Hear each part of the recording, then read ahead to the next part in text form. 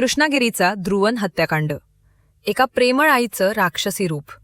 हे प्रकरण आहे तमिळनाडूतील कृष्णागिरी जिल्ह्यातील चिन्नाटी नावाच्या एका छोट्या गावाचं. आज 2 नोव्हेंबर 2025 या गावात खूप गंभीर आणि शोकाकुल वातावरण होतं. कारण याच गावातील सुरेश आणि भारती यांचा 5 महिन्यांचा लहान मुलगा ध्रुवन राहिला नव्हता. ज्या मुलासाठी सुरेशनं हजारो नवस केले होते, ज्याच्यासाठी त्याने 1 लाख रुपये जमा केले होते, त्याने नवस केला होता की मुलगा झाल्यास तो धार्मिक विधी करेल. तो मुलगा, 2 मुलींनंतर आलेला ध्रुवन, फक्त 5 महिन्यातच हे जग सोडून गेला. दुर्दैवी अपघात की भयंकर कट. 2 नोव्हेंबरच्या दुपारी 3 वाजता भारतीनं रडत रडत सुरेशला सांगितलं की ध्रुवन श्वास घेत नाहीये. ती त्याला दूध पाजता पाजता झोपी गेली होती आणि जाग आल्यावर ध्रुवनचे श्वास थांबले होते.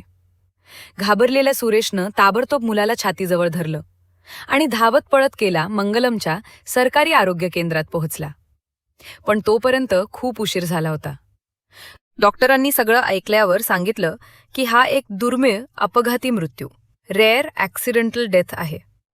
त्यांच्या मते स्तनपान करताना बाळ गुदमरलं, सफोकेटेड असावं, ज्याला वैद्यकीय भाषेत ॲक्सिडेंटल ॲस्पिरेशन म्हणतात. यात आईच्या छातीमुळे बाळाच्या नाकाचा वायुमार्ग एअर फ्लो बंद होतो. बाळ किंवा आई झोपल्यावर, विशेषतः गादी किंवा सोफ्यासारख्या मऊ पृष्ठभागावर असं होऊ शकतं. डॉक्टरांनी शवविच्छेदनाचा पोस्टमॉर्टम सल्ला दिला, पण आपल्या बाळाच्या शरीराला कापलं जाण्याची कल्पना करून सुरेशने नकार दिला. अखेर मृतदेह कुटुंबियांच्या स्वाधीन करण्यात आला आणि सुरेशने गावकऱ्यांसोबत ध्रुवनला दफन केलं. सुरेश आणि भारतीची अवस्था खूप वाईट होती. त्यांचा दुःख पाहून सगळ्यांचे डोळे पाणावले होते.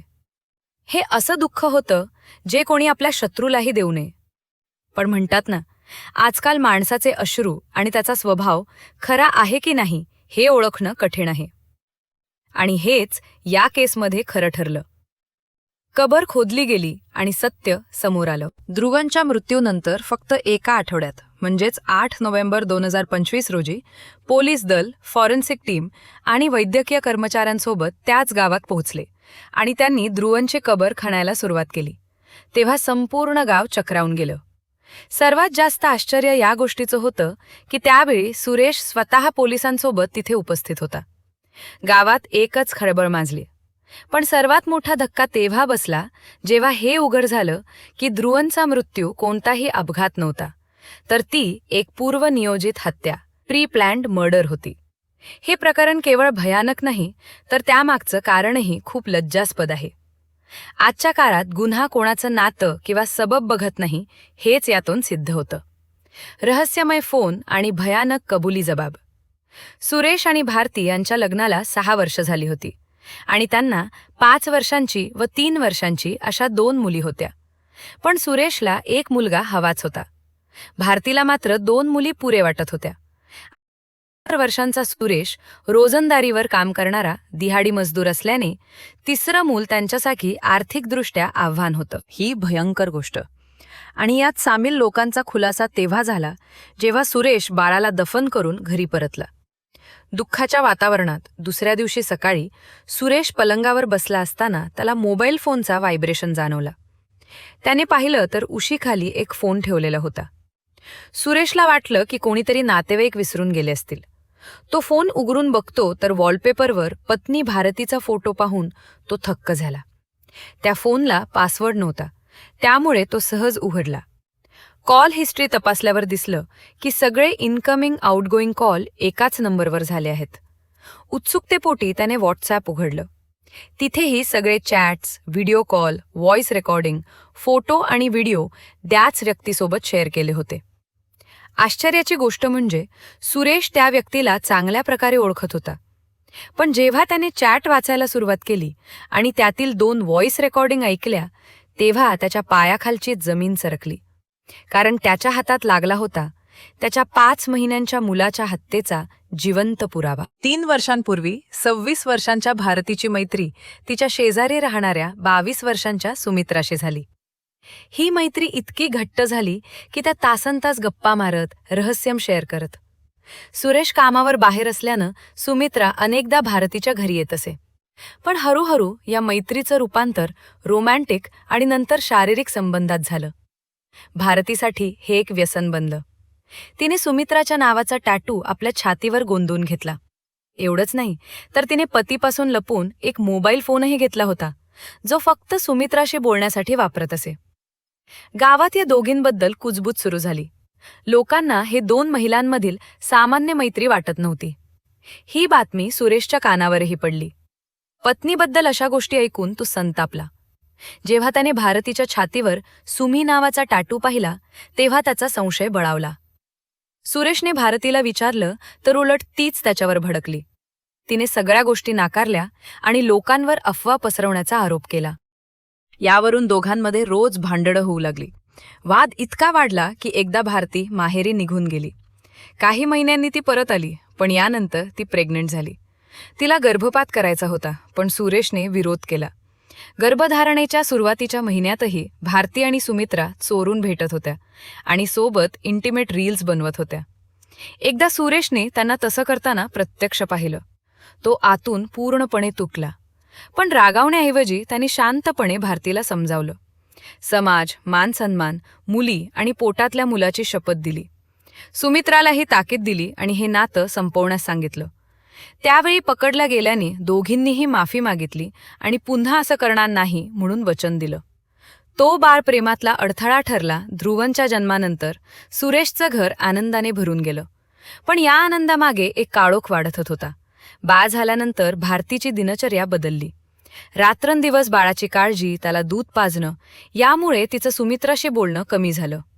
ही गोष्ट सुमित्राला आवडली नाही.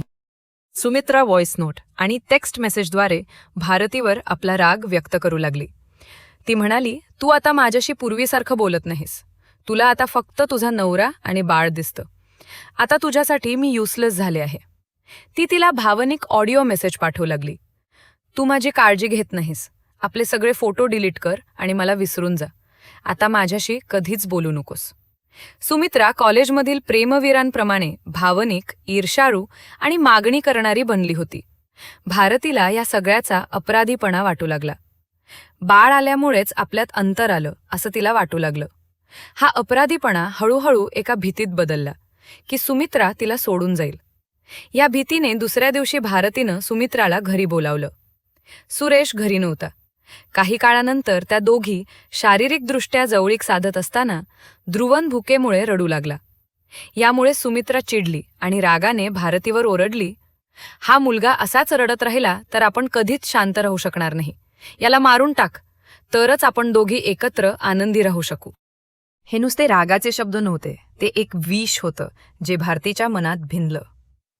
1 नोव्हेंबरच्या दुपारी 3 वाजता जेव्हा सुरेश आपल्या बहिणीसोबत बाहेर गेला होता, तेव्हा भारतीनं संधी साधून असं पाऊल उचललं ज्याची कोणी कल्पनाही करू शकत नाही. तिनं त्या 5 महिन्यांच्या बाळाला आपल्या मांडीवर घेतलं. जी जागा बाळासाठी जगातली सर्वात सुरक्षित असते, तीच ध्रुवनसाठी कत्तलगाह बनली. क्रूर झालेल्या भारतीनं त्या निरागस बाळाचं तोंड आणि नाक आपल्या हातांनी बंद केलं, जेणेकरून त्याला श्वास घेता येऊ नये. काही सेकंदातच ध्रुवन तडफडू लागला. तो असहाय्यपणे हातपाय मारू शकत होता. काही मिनिटातच ध्रुवनने दम तोडला. विचार करा, जर आपल्याला थोडंसं गुदमरल्यासारखं वाटलं तरी किती घाबरतो. आणि हा तर 5 महिन्यांचा चिमुकला होता. सर्वात धक्कादायक गोष्ट म्हणजे आपल्या मुलाचा जीव घेतल्यानंतर तिला पश्चात्ताप तर झालाच नाही. उलट तिने लगेच ध्रुवनच्या मृतदेहाचा फोटो काढला आणि व्हॉट्सॲपवर सुमित्राला व्हॉइस नोटसोबत पाठवला. त्यात ती म्हणाली, तूच माझं आयुष्य आहेस. माझ्या नवऱ्यापेक्षा जास्त, माझ्या मुलापेक्षाही जास्त. भारतीला एका क्षणासाठीही दुःख झालं नाही. ना अश्रू, ना पश्चात्ताप. फक्त एक थंड समाधान की आता सुमित्रा तिला सोडून जाणार नाही. मुलाला मारल्यानंतर तिने रडण्याचं नाटक केलं, किंचाळली आणि शेजारच्यांना सांगितलं की बाळाचा श्वास थांबला आहे. तिने पतीचाही विश्वास बसवला की हा एक अपघात आहे. पण सुरेशच्या हाती लागलेल्या भारतीच्या दुसऱ्या फोनने या कटावरून पडदा उचलला. सुरेशने व्हॉट्सॲप चेक केलं. तिथे दोघी तासनतास बोलत एकमेकींना खासगी व्हिडिओ आणि फोटो पाठवत होत्या. हे सगळे लैंगिक संभाषण, सेक्शुअल कॉन्व्हर्सेशन्स बघून सुरेश हादरलाच होता. पण जेव्हा त्याने त्याच चॅटमध्ये आपल्या मुलाच्या मृतदेहाचा फोटो आणि त्यासोबतचे 2 व्हॉइस नोट पाहिले तेव्हा त्याला धक्का बसला. पहिल्या व्हॉइस मेसेजमध्ये सुमित्रा भावनिक स्वरात म्हणते की बाळामुळे त्यांच्या प्रेमात दुरावा आला आहे. दुसऱ्या व्हॉइस मेसेजमध्ये सुमित्रा थेट भारतीला म्हणते की तुझ्या मुलाला मारून टाक, कारण तो आपल्या प्रेमात अडथळा आहे. सुरेशने जेव्हा भारतीला जाब विचारला तेव्हा हा मोबाईल फोन बघून तिचे होश उडाले. पण सत्य कबूल करण्याऐवजी ती उलट त्याच्याशी भांडू लागली. रागाने आणि वेदनेने भरलेला सुरेश घरातून बाहेर पडला. थोड्या वेळाने भारतीला भीती वाटली की सुरेश पोलिसांकडे जाईल. त्याला शांत करण्यासाठी आणि समजावण्यासाठी तिने सुरेशला कॉल केला आणि घरी परत येण्याची विनंती केली. ती त्याला पोलिसांकडे न जाण्यासाठी गयावया करू लागली. यापुढची त्यांच्यातील फोनवरील बातचीत म्हणजे अपराधीपणा, चालाखी आणि सत्याचं मिश्रण होती, जी हळूहळू उलगडत गेली. भारती सुरुवातीला रडत रडत सुरेशला घरी परतण्याची विनंती करते आणि म्हणते की तिच्याकडून रागाने चूक झाली आहे, त्याने तिला माफ करावं. सुरुवातीला ती बाळाच्या मृत्यूला अपघातच सांगते. पण सुरेश वारंवार विचारतो, समजावतो की तो रागवणार नाही किंवा तिच्यावर हात उचलणार नाही. त्याला फक्त सत्य ऐकायचं आहे. सुरेश जेव्हा म्हणतो की सत्य सांगितलं तर मी तुझ्या पाया पडतो, तेव्हा भारती हळूहळू आपली खरी कृती कबूल करते. सुरेश विचारतो, हे करायला कोणी सांगितलं होतं? तेव्हा ती म्हणते की सुमित्राने व्हॉइस मेसेजमध्ये तसं करायला सांगितलं होतं. सुरेश तिला पुन्हा एकदा सांगतो की तो फक्त सत्य ऐकू इच्छितो आणि तो तिला सोडून देईल. तेव्हा भारती पूर्णपणे तुटून कबूल करते की हो, मीच मारलं आहे. मीच त्याचं तोंड आणि नाक बंद केलं, ज्यामुळे त्याचे श्वास थांबले आणि तो मेला. या कबुली जबाबानंतर सुरेशच्या आवाजातला राग आणि वेदना स्पष्टपणे ऐकू येते. तो भारतीला फक्त एकच प्रश्न विचारतो, ज्याला मी इतक्या प्रेमाने वाढवलं, तो मुलगा तुझा नव्हता का? तू हे कसं करू शकली? अखेरीस सुरेशने तो फोन पुरावा, एव्हिडन्स म्हणून पोलिसांना दिला. हाच या गुन्ह्याचा ठोस पुरावा होता. त्यानंतर पोलिसांनी गुन्हा दाखल करून भारती आणि सुमित्रा या दोघांनाही अटक केली आणि ध्रुवनचा मृतदेह पुन्हा कब्रतून काढून शवविच्छेदनासाठी पाठवला. ही संपूर्ण बातचीत केवळ एक कबुली जबाब नव्हती, तर एका पित्याच्या आत्म्यातून निघालेला प्रश्न आणि आई या शब्दाला लाजवेल अशा गुन्ह्याचा पर्दाफाश होता, ज्यासाठी या जगात कोणतीही माफी नाही. तुम्हाला या घटनेबद्दल आणखी काही माहिती हवी आहे का? किंवा या प्रकरणावर आधारित कोणत्याही प्रश्नाची चर्चा करायची आहे?